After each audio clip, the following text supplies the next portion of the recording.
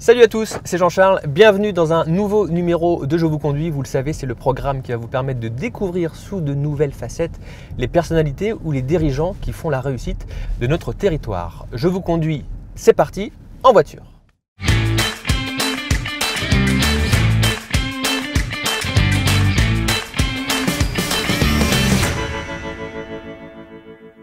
Et pour ce nouveau numéro de Je vous conduis, nous avons le privilège de recevoir Yves Gillet qui est le président directeur général de Keiran. Keiran qui est un spécialiste de l'urbanisme et de l'ingénierie de l'environnement et des infrastructures. On va voir ça avec lui, on arrive, on le prend juste en bas de ses bureaux. On va lui demander de mettre aussi bien sa ceinture. C'est parti. Bonjour Yves Gillet. Bonjour Jean-Charles. Installez-vous, mettez votre ceinture. On est ravis de vous accueillir Yves. On va parler de vous et on ne peut pas parler de vous sans parler de Keiran qui est né en 1982. Tout à fait.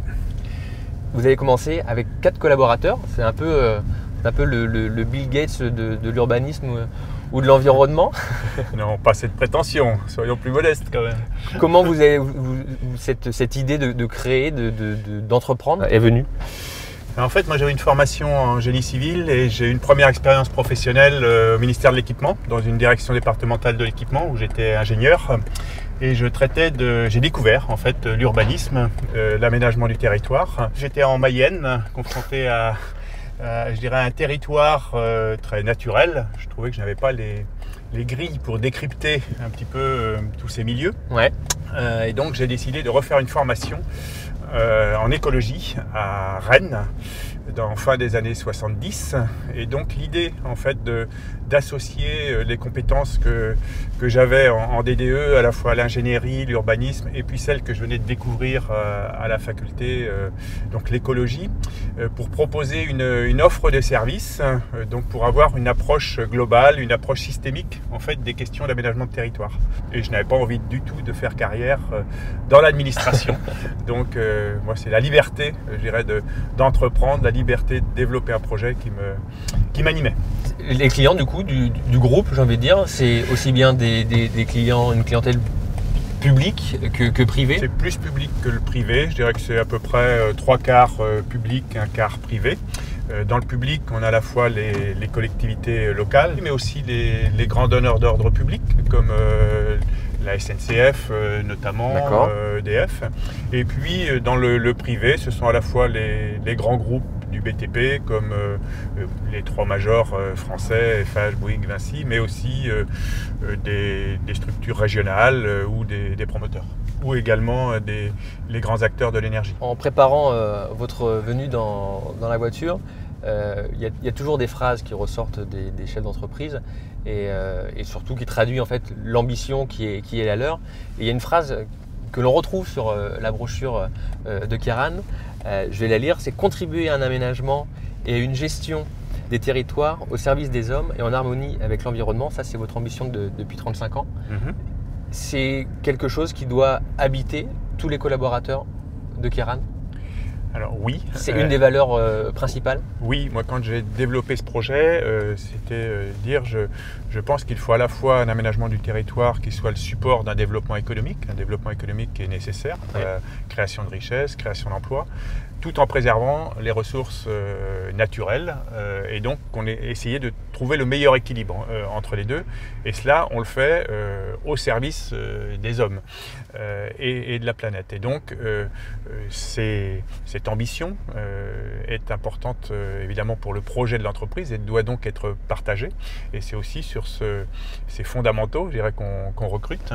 Et je pense que ça fait sens pour beaucoup de collaborateurs, surtout lorsque c'est complètement mis en œuvre. Ce qui est important, ce ne sont pas des déclarations, ce sont les actes. Voilà. Donc il nous arrive par exemple de refuser des prestations parce qu'elles ne sont pas conformes à cette ambition.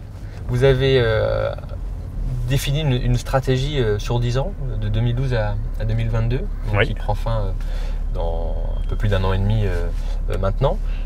Comment on définit une stratégie à 10 ans? Comment on arrive à avoir cette vision on s'entoure, on lit, comment on sait qu'on veut partir d'ici pour emmener l'entreprise un peu plus haut? Bon, là on est sur des enjeux de société, donc effectivement il faut être à la fois curieux, je dirais, de la manière dont la société évolue, dont les attentes également des citoyens évoluent, donc être en contact permanent avec un certain nombre de réseaux, avec également des chercheurs, avec des universités, donc moi je passe beaucoup de temps je dirais, sur cette veille.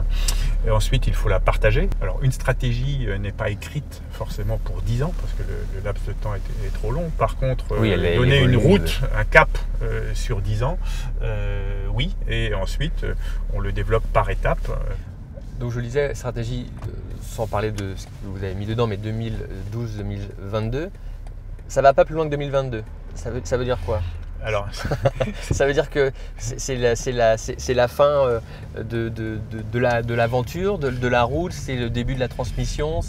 Alors non, c'est parce que effectivement celle que vous avez lue c'est 2012-2022, mais depuis on a un peu avancé, on est plutôt sur 2025 pour nous, mais effectivement il y a une échéance à 2022 lorsque je l'avais annoncé, puisque je ne m'en cache pas, 2022, moi c'est je dirais un certain retrait opérationnel de ma part.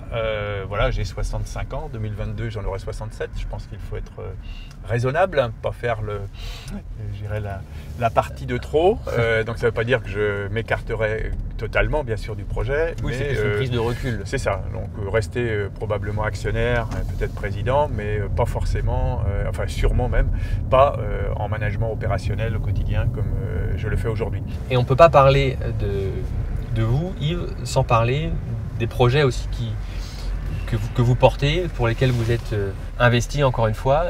On va parler de 2 projets, The Bridge et The Arch. Oui. The Bridge, c'était en 2017. C'est cela. Ça a été un gros événement ici à Nantes.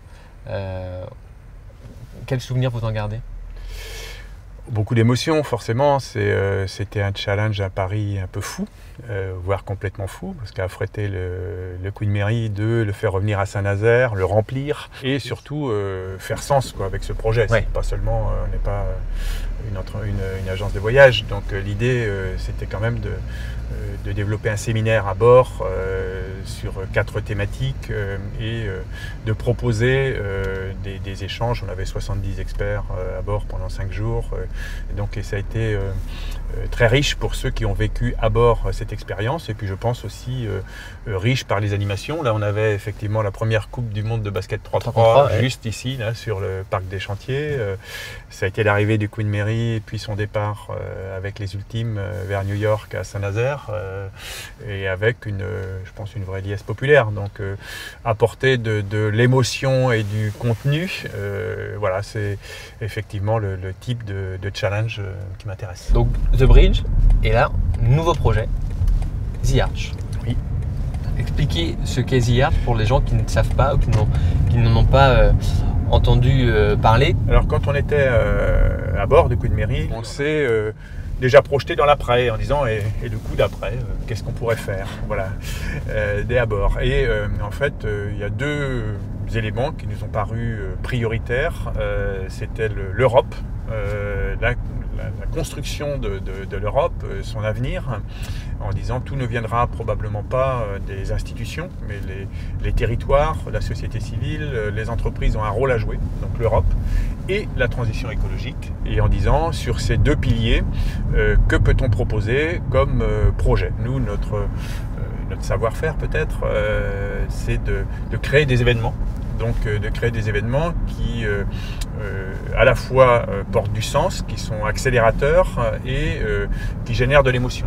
Voilà. Donc une fois qu'on a posé ce cadre-là, en disant le projet ça peut être quoi? Alors le projet, ce qui est aussi un petit clin d'œil, on avait lancé un concours de start-up sur le Queen Mary, donc start-up qui a été gagné par Zéphyr et Boré, qui propose qui proposait le développement d'un cargo à voile.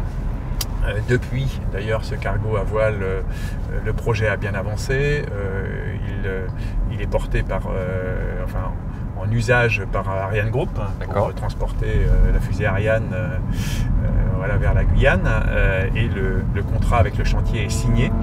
Et donc notre idée était de dire on va lancer un appel à solutions au niveau européen dans 5 thématiques: la santé, sur l'alimentation, sur la mobilité, sur le numérique, sur l'énergie.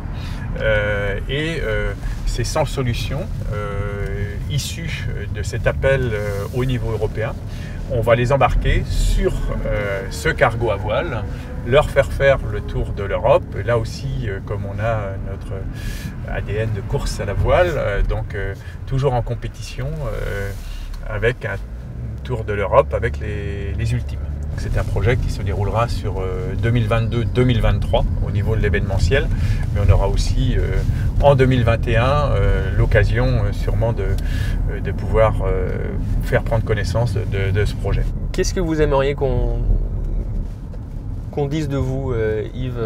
Quelle image ou quelle empreinte vous aimeriez laisser à vos collaborateurs, à vos proches? Voilà, qu'est-ce que vous aimeriez qu'on dise de vous quand vous aurez pris votre retraite, même si on sent que vous ne serez pas inactif, loin de là? Quelle image vous aimeriez laisser? Peut-être l'image de quelqu'un d'assez aligné entre dire ce qu'on fait, faire ce qu'on dit, oui, d'être que ce soit lisible, voilà, et qu'on pouvait me faire confiance. Merci en tout cas, Yves Gillet, d'avoir été avec nous. C'était un plaisir de vous avoir. Vous avez passé un bon moment? Très bien. Ouais, très bien. Bon, confortable. Très confortable. Alors c'est parfait. Et quant à nous, on se retrouve très prochainement pour un nouveau numéro de Je vous conduis. D'ici là, prenez soin de vous. À très bientôt. Salut. Je vous conduis vous a été présenté par CIC West.